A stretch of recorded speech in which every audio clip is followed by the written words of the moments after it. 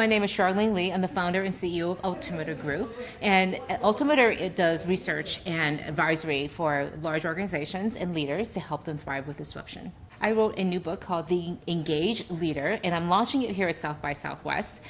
The book was written for leaders who are exhorting their organizations to become more digital. So go out and talk to customers in these digital channels, go out and engage with employees, but when it comes to themselves, they don't do it. They're fearful, they're not sure, they don't feel confident, and more importantly, they don't know what it means to be a leader in this space. They can use it in their personal lives, but when it comes to being a leader, to use your power and influence in your position to get things done, they're kind of at a loss because they're used to going on and shaking hands, maybe doing a video, doing email. But how do I do this in a two-way dialogue when I have to get closer to people? And when I do that, doesn't that erode my authority? The power distance actually starts shrinking. How do I maintain authority? How do I maintain my credibility in this space? There are no rules, there are no precedents for this. So I wrote the book for them to show them this is how you do it. I chose to launch the book, I put it in quotes, at South by a total matter of coincidence. We picked a publication date and hey, that's kind of close to South by. There are a lot of people who are interested in this topic, are leaders themselves, but also work with organizations that have leaders who have this problem. So I thought this would be a great audience and very receptive audience to amplify the message of what I'm trying to get across. The new book, The Engaged Leader, really is a continuum of the work that I started with my two previous books. I wrote Groundswell back in 2008 to help explain all these new social technologies and that businesses could actually use them to achieve business goals.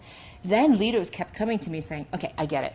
I know my organization needs to be social, but what about me as a leader? How open do I need to be? And on the surface, if you and I were like, we know this, right? We just are open, we're authentic and transparent. But for them, they've never had to do this, ever. So it's a really darn good question. How open do I need to be? So it takes a lot more work to be open than to be closed. It's easy to be closed, just don't do anything. But when I have to be open, what will I be open about? What won't I be? You have to have a strategy for that.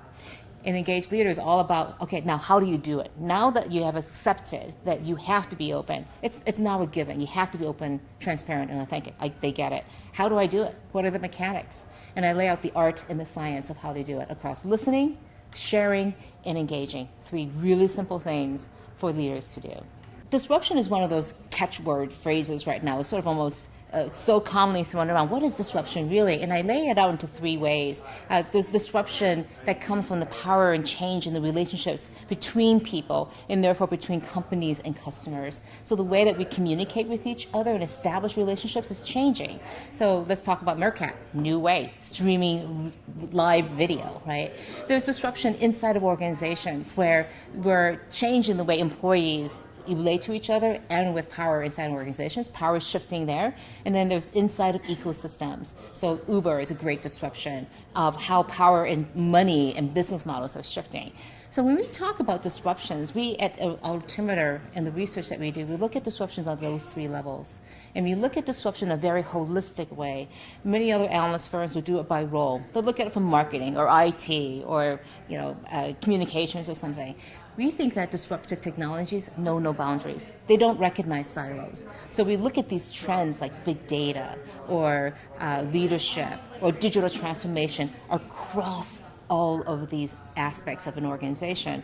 Leaders think much more holistically, and we feel that our analysis and our advisory work has to also be holistic and meet their needs. Here at South by this year, the sort of darling new technology and launch is Meerkat, which allows you to stream live video, just a simple push of a button, only on the iOS platform, by the way. And people were wondering, well, this is so cool, you could do all these things and everything. But I think people were missing the point. It is not about the technology of being able to stream video. We've been able to do that. But it's the actual consumption of live streaming video. You take it in a very different way. What you decide to show is a very different thing than capturing something because there's no editing involved. There is no stopgap. There is no going back. Once it's aired, it's there. And it's also ephemeral. So you can't go back and see it.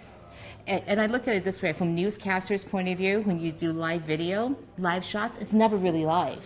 They always have a little bit of delay, just in case something really bad happens, they can cut off the tape. This is unedited. This is on the edge. And because of that, it's raw. it's going to be really real.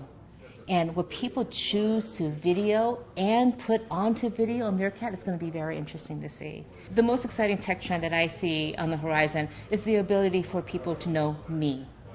Organizations and brands to know me. Me, I mean, who I am. Not that I'm part of a segment or an audience or cohort. Not the fact that I bought this product. But really understand who I am, my motivations, my psychographics, what I kind of value, and understand me as a person. I put everything out there, and more increasingly people are putting things out there, but how do I want to enter into a relationship with you?